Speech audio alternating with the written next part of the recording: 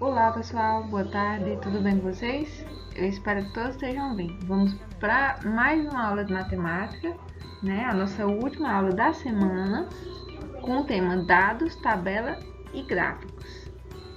Esse é um conteúdo bem resumido daquele lá que vocês vão encontrar no capítulo 10 do livro de vocês, a partir da página 298. É algo bem mais simples do que está no livro de vocês. Eu optei por fazer essa aula porque a atividade ela tá bem mais simples, tá bom? Então vamos lá. Primeiro é o nosso objetivo da aula de hoje, que vai ser o mesmo objetivo que está lá na atividade. Ler informações e dados apresentados em gráficos, particularmente em gráficos de coluna. Na atividade você irá fazer a leitura de informações e dados numéricos contidos em gráfico de coluna. O gráfico de coluna ele é composto por barras verticais ou horizontais inseridas em um plano com dois eixos. O vertical é aquele de cima para baixo e o horizontal, que é aquele de lado. Fique atento ao que a questão pedir, pois cada eixo carrega um significado quantitativo ou qualitativo da pesquisa. Então vamos lá. Primeiro, para que é que servem os gráficos, pessoal? Você já viu gráficos como está apresentado ao lado? Eles aparecem com frequência em jornais, revistas e em outros meios de comunicação. A gente vê ele com bastante frequência na TV, num livro que a gente vai pegar, numa pesquisa. Usando gráficos é mais fácil visualizar e comparar os dados. Ao lado a gente tem um gráfico de barras, né? Um gráfico de coluna é o mesmo que um gráfico de barras, essas barras estão na vertical, ou seja, ele está em pé, certo? Eles estão em pé assim. Observe que cada barra se refere a um mês. Os meses estão marcados no eixo horizontal. Então aqui, ó, os meses, né, ó, estão aqui na horizontal e tem os números na vertical. Então vamos só lembrar. Horizontal é a linha, lembrem da linha do caderno, e vertical é em pé, certo? Então aqui, ó, o que é que esse gráfico está falando? O título desse gráfico é Produção de Bicicletas Superbike no primeiro semestre de 2011. Então aqui, ó, na vertical tá mostrando a quantidade de bicicleta produzida e aqui o mês em qual foi produzido. Então aqui, ó, aqui no mês de janeiro, a barra do janeiro aqui, ela tá indo até que número? Deixa eu até apagar aqui para não ficar na frente. A de janeiro tá indo até que número? Tá indo aqui no 150, certo? Ó. Então, se eu perguntar quantas bicicletas foram produzidas no mês de abril, aí eu vou aqui em abril, certo? E ó, veja aqui onde é que esse gráfico tá parando. Então, foi 200. E assim acontece em todas as outras. Então, vamos mais uma vez aqui, só responder as perguntas relacionadas a esse mesmo gráfico do slide anterior. Qual é o título do gráfico? Ó, Produção de Bicicletas Superbike, primeiro semestre de 2011. Esse é o título do gráfico, né? O gráfico está tratando da produção de bicicletas no primeiro semestre. O que é semestre? 6 meses, tá? Então, nos primeiros 6 meses, a gente sabe que o ano tem 2 semestres. Então, no primeiro 6 meses, né? A produção de bicicleta. Ele indica claramente o assunto. Está falando sobre a produção de bicicletas. Quantas bicicletas foram produzidas a cada mês, durante os 6 meses. Então, o título já está dizendo, né? Quantas bicicletas foram produzidas no mês de janeiro? Ó, no mês de janeiro foram produzidas quantas? 150. Quantas bicicletas? E em maio? Aí vamos aqui lá no mês de maio, ó. Em maio foi produzidas quantas? 250, né? Então, essa questão só em observação. Tem que entender o que a questão está pedindo. Em que mês a produção de bicicleta foi maior? Então, vamos ver aqui. Qual é que o gráfico está maior? No mês de junho. Vemos que o tamanho dele aqui está maior do que os outros. Ele está chegando ao número 300, ó.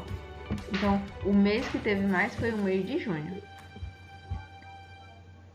Em que mês a produção de bicicleta atingiu o dobro da produção de janeiro? O dobro é 2 vezes mais. Então, essa aqui a gente precisa ter um pouquinho mais de atenção. Então, aqui, ó, Aqui eu tenho 150. Aqui é um pouco mais de 150, não é um dobro. Aqui é 200, né? Então aqui, ó. Aqui qual é o que teve o dobro de janeiro? Janeiro foi quanto? 150. Quem é o dobro de 150? É 2 vezes 150, que dá quanto? 150 vezes 2. Dá 300. Quem foi que atingiu 300? Foi junho. Certo?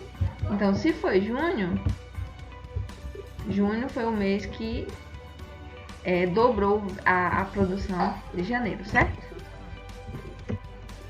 Construindo um gráfico de barras. Como você aproveita suas horas de lazer? Os 30 alunos de um sexto ano responderam essa pergunta. Os dados obtidos foram colocados em uma tabela. Se a gente tivesse nas aulas presenciais, a gente poderia fazer isso, certo? Mas como a gente não está, infelizmente, no momento, a gente vai resolver as questões usando exemplos. Então aqui, ó, esses alunos eles foram questionados, né, sobre as horas de lazer dele, a hora de divertimento, de brincadeira. Então, ó, dessa turma de 30 alunos, 10 responderam dizendo que eles praticam esportes. 4 falou que lê livros e revistas. 8 passeia com a família. 3 assiste TV. E 5 joga videogame.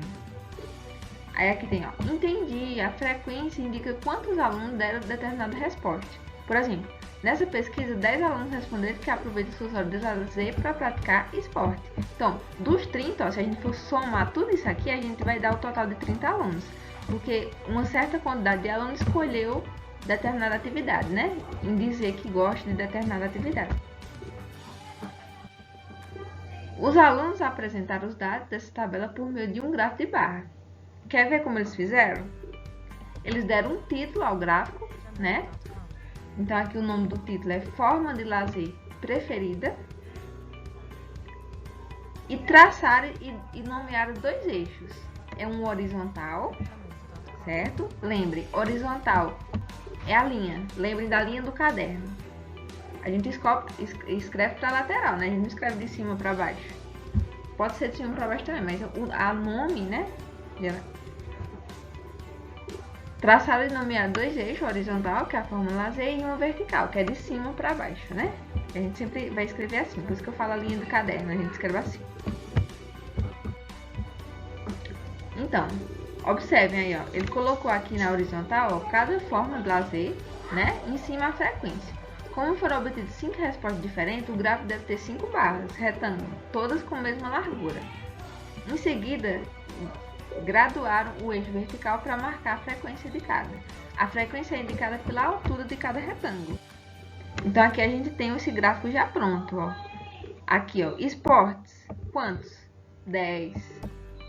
Né? Então aqui, ó, a gente vai colocar quanto mais usando a régua, seria mais interessante porque fica mais reto possível, né? A gente tem uma medida mais precisa. Leitura. 4 gosta de leitura, então vai até o 4 só. Passeio vai até o 8. TV vai até o 3 e videogame vai até o 5. Para construir corretamente um gráfico de barras, basta tomar alguns cuidados, como os veremos a seguir. É comum dar um título ao gráfico. O título deve se referir ao assunto do gráfico, né? A gente identificar facilmente, através do título, o que é que o gráfico vai trazer para a gente. Nomeie os eixos, né? Quem é o eixo? O vertical e o horizontal. E faça com comprimento suficiente para que neles caiba todas as barras e toda a frequência da tabela, certo? Então, dependendo da quantidade de dados que eu vou ter lá, eu vou ter que saber colocar ele no gráfico de uma forma que fique organizado. Deixe a mesma distância entre a barra no eixo horizontal. Lembre-se que todas as barras devem ter a mesma largura, tem que ter o mesmo tamanho, em questão do gráfico ficar organizado e de fácil compreensão.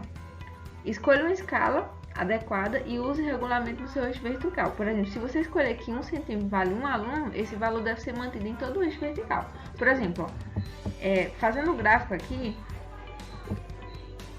logicamente, aqui na forma que eu estou fazendo, não dá para ficar totalmente reto. Mas o que é que significa? Ó, se aqui ó, é 1, aqui é 2, o 3 ele não pode ser aqui em cima, onde eu tô colocando isso aqui. Porque tá muito longe, ó, a distância daqui para aqui é 1, e essa distância também é 1. E vejam que tem essa variação grande. Então na hora que a gente vai fazer o gráfico, vai ficar estranho se o valor for só 1. Se o valor estiver muito distante. Então por isso que tem que ser padronizado, certo? É hora de praticar.